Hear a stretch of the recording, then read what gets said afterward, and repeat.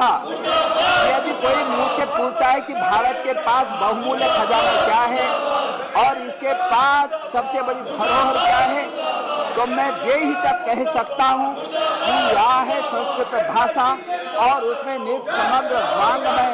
यह एक महत्वपूर्ण विरासत है जो जब तक सक्रिय रहेगी और हमारे सामाजिक जीवन को प्रभावित करेगी, तब तक भारत की आधारभूत बुद्धिमत्ता बनी रहेगी।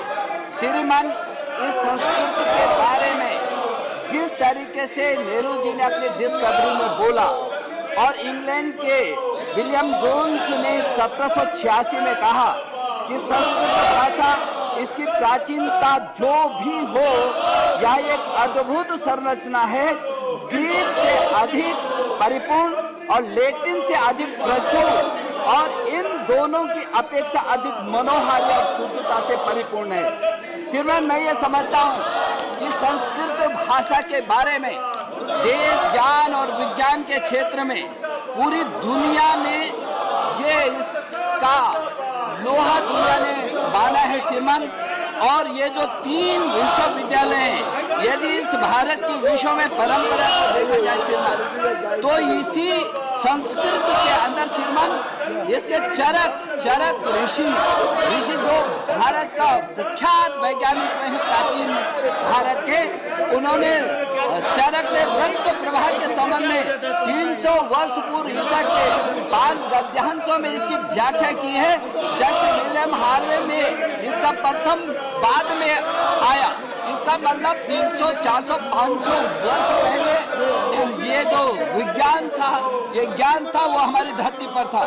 श्रीमान, बोधायन ने 400 वर्ष पहले जो प्रमेय की व्याख्या की है श्रीमान, उसको सारी दुनिया स्वीकार करती है। श्रीमान, आप जैसे जानते हैं कि आर्यभट्ट भी इस धरती पर पैदा हुए, जो आर्यभट्ट ने शून्य को पूरी दुनिया को दिया, दशमलव levels, an amount of 9.32 lakh crores are the arrears estimated, and therefore this scheme will be of great help for those who wish to settle disputes, because people spend a lot of time and money. The entire details of the scheme are also attached. We like the members to participate in the discussion and give their valuable inputs. Thank you, sir.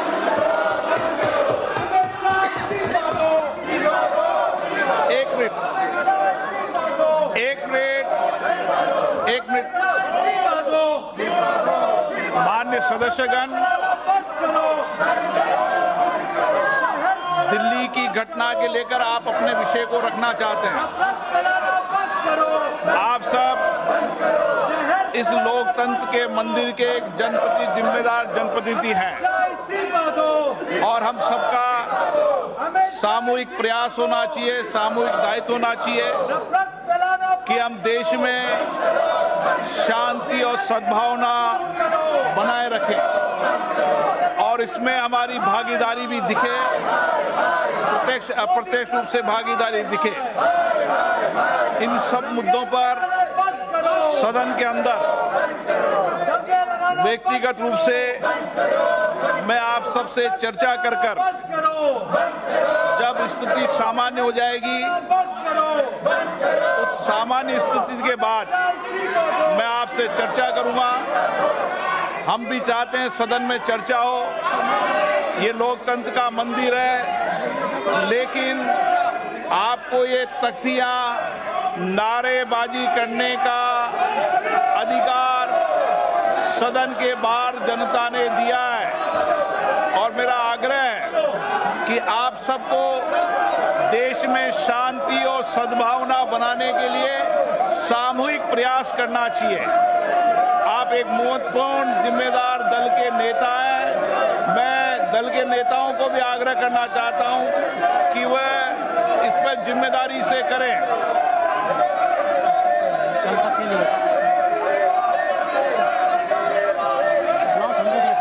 इनकी कांग्रेसी मित्रों को यह पच नहीं रहा कि इनकी राष्ट्रमाता जो खुद आर और पार बोल के दंगा भड़काने का काम इस देश में करती है, उनकी भाषा में कोई एक शब्द भी क्यों नहीं है।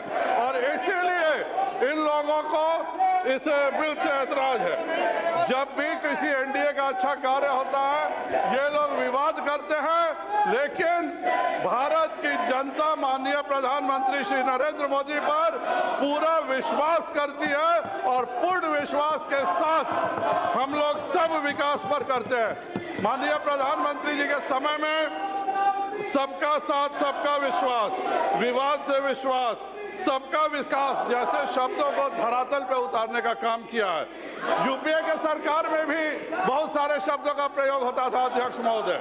उनके जमाने में प्रयोग होते थे शब्द पॉलिसी पैरालिसिस, बिचौलियों की सरकार, टैक्स टेररिज्म।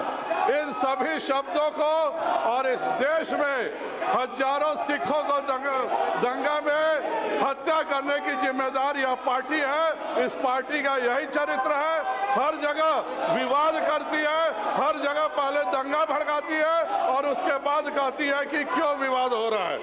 अध्यक्ष महोदय, इन्हीं के जमाने में दुनिया की उस जमाने की जो सबसे बड़ी मोबाइल कंपनी नोकिया थी, इसको इन्होंने टैक्स टेररिज्म करके उसको तंग करके बंद कराया, जबकि भारत में आज के जमाने में दुनिया की सबसे बड़ी मोबाइल कंपनी सैमसंग ने भारत में अपनी सबसे बड़ी फैक्ट्री खोली। यही अंतर है इनमें और हम सबों में। इस कानून से विरोधी दलों को बहुत दुखी है, इसलिए दुखी है क्योंकि इसमें कोई आईपीसी में रिलीफ नहीं मिल रही है, इसमें कोई धन शोधन निवारण अधिनियम में कोई रिलीफ नहीं मिल रही है, इसमें बेनामी संपत्ति निषेध अधिनियम में कोई संपत्ति नहीं मिल रही है, विदेशों के काला धन ये सब इस तरह से कोई मदद नहीं मिल पा रहा है, गैर कानूनी संपत्ति में इनको कोई छूट नहीं मिल रही है। आप देख रहे हैं नेट्रिक न्यूज।